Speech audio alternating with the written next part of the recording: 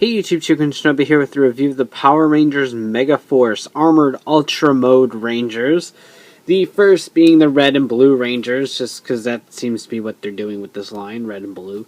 So, yeah, these are a line of 7-inch scale figures, a very odd scale to work with, but you'll see why they're doing so shortly. And basically they come with armor pieces for you to snap on them and turn them into the Ultra Mode, which was the Super Goseiger power-up in Tensou Sentai Goseiger. And this is actually going to be appearing in the first portion of Megaforce. According to the episode summaries, it will be about in the middle of the season. So, be on the lookout for that. Yeah, very cool. They retail for $16.99 on Amazon.com. They'll probably be $14.99 at places like Target. So be on the lookout if you're interested. So let's take a quick look at the packaging. Here's an example of the packaging, just real quick. You got the figure in here with all the armor pieces. You can see the power card back there.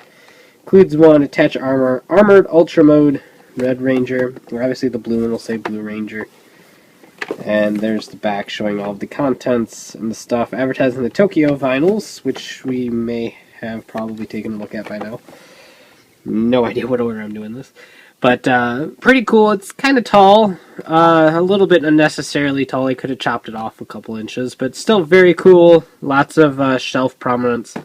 And the figure looks really neat inside. So let's take a look. Alright, so at the core, these are the base figures. The only difference being the head sculpts on these two. Shark and Dragon, obviously. So, articulation-wise, you've got a rotation here at the head, a tiny bit of movement up and down, but not a lot. Pin and swivel system up here. Swivel at the bicep, a single joint right there. A swivel right down here that can control which direction the wrist moves. So there's that. There is a full rotation at the wrist in a figure arts-esque ball joint. You've got a little bit of movement up here, on up at the chest, and then you've got rotation down here at the waist. For the hips, you just got a simple pin swivel. Swivel right here at the thigh, single joint at the knee, swivel at the boots, and then you've got a little bit of movement down here in the ankles to work with. So lots of articulation on these guys, around 20 points of articulation, give or take. So very cool. Each one also comes with their Power Ranger Blaster, Gosei Blaster, whatever they end up being called in the show. Fully detailed. Red's has the Dragon header attached to it, while Blue's, much to my surprise, actually does have the Shark header molded into it. So the Shark Zord, rather. Those are headers in Megaforce. Plus, you have the Gosei Morpher over here. To top that off, each of them comes with an additional set of hands. They each come with a right hand that's just kind of a relaxed hand, and then they each come with a left hand that has a hole in it. And basically, you take the Gosei Morpher, position it like so, and there you have a hand holding the Gosei Morpher. So if you wanted to pose them like that, kind of pre-Ultra Morph, then you can do that as well. So that is pretty neat. Naturally, these do come with power cards. Red comes with P91, Megaforce Red, and then blue comes with P80, Megaforce Blue. This was red. I don't know if I said red or blue. I lost track. As you probably guessed, Braviary's in there. You can probably guess what these say.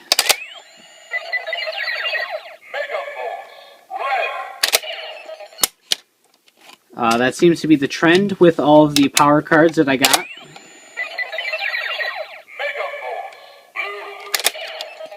So, yeah, nothing really new besides some new artwork on there. That's really the only benefit of getting these, is you have new cards. They don't do anything, but they're new cards.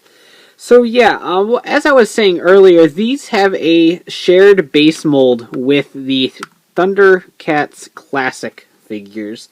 If I bring in Tigra, you can see they're a bit smaller. They're closer in scale to the second release ones. But as you can see, based on the molding, I just grabbed Tigra because I had him out. But it's more closer to the 6-inch scale as opposed to the 7 to 8-inch scale that they were using. But as you can see, they have very much the same joint system built up with the swivels up here at the bicep and just the way that these legs are designed with that hump right there. And you did have a swivel down here at the boot. You didn't have a swivel at the wrist here for the Thundercats. But I just wanted to point out that they use basically the same style of joint setup as the Thundercats Classic figures did. Particularly the ones that were closer into scale, the 6-inch scale or so. These are roughly between 6.5, 7 inches tall or so, give or take. So, pretty neat. Here it is next to a standard figure art. Went with Gosei Knight just because it seemed fitting. So, while these guys are more of a 5-inch scale, as you can see, these guys are more about 7 inches. And here is next to a 3.75-inch figure.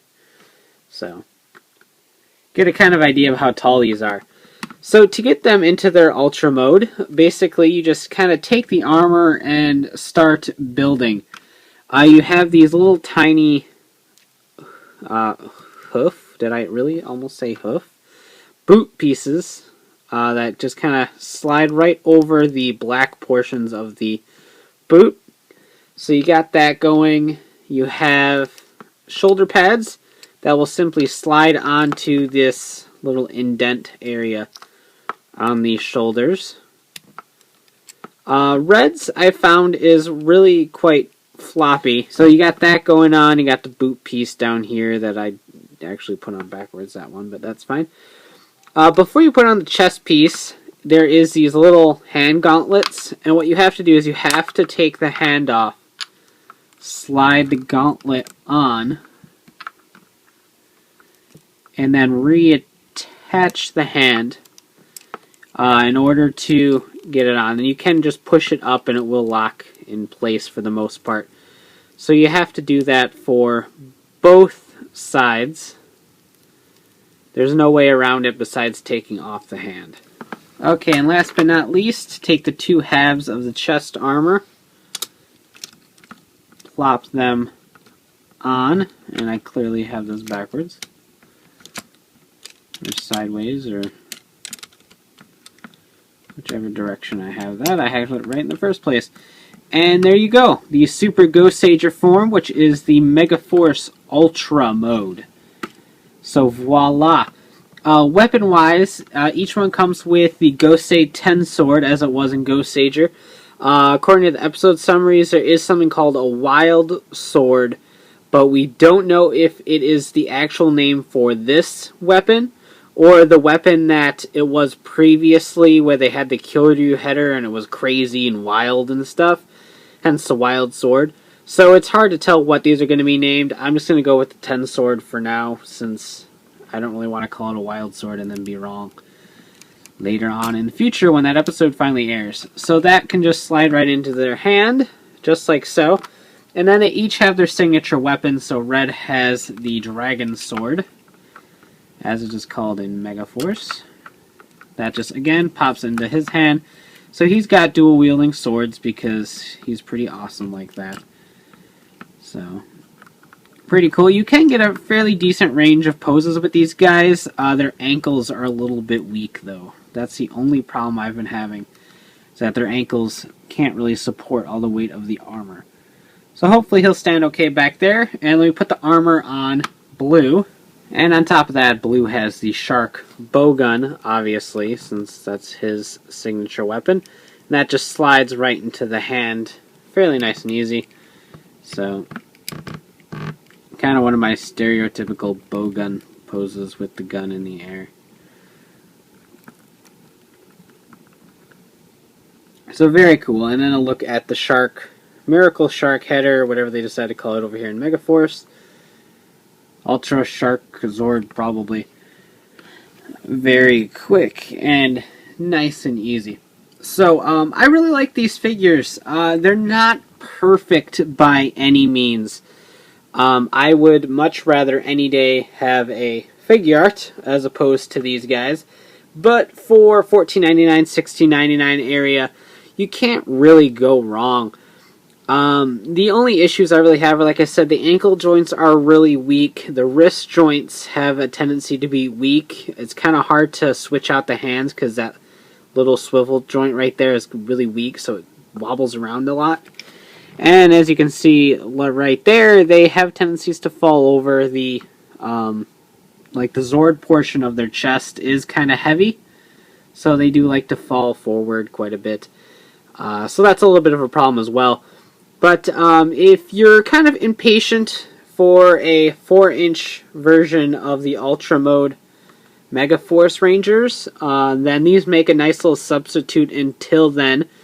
The chances of a full team getting released in this scale are incredibly slim. In fact, I don't see us getting much more than Black being released at some point. There is going to be a Mighty Morphin Red Ranger released that uses a very similar setup, but with the dragon armor from the Green Ranger. So that will be released soon, and I'm sure Black will get released, but I don't see any of the girls getting released, whereas I think there's a chance the girls will get released in this scale. So if you're looking for a full team, I would avoid this line. But if you're a fan of one particular color ranger, then certainly if it's one of the guys, then by all means pick up one of the figures. They are a great figure for the price. It's just a matter of, like the Shogun mode Rangers in Samurai, you're just probably not going to get a full team. But they are a good figure for the price. They come with a lot of cool accessories. I wish the the shoulder pads were a little bit better engineered. Red is incredibly floppy on my figure.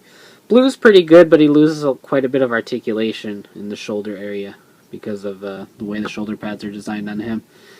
But so it's kind of hit and miss. It's one of the recommendations that it's kind of a your mileage may vary kind of thing. I really like them, but if you're a stickler for full teams, then obviously you're going to get really disappointed by this line.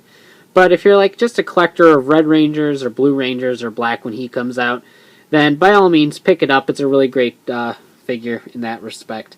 So yeah, take that as you will. So you can check out shukenshinobi.com for all these updates on my reviews and hauls, and of course check out Riders, Reigns, and Rambles, the podcast bringing the latest Tokyo news in the craziest way possible. So take care and have a great one. Bye.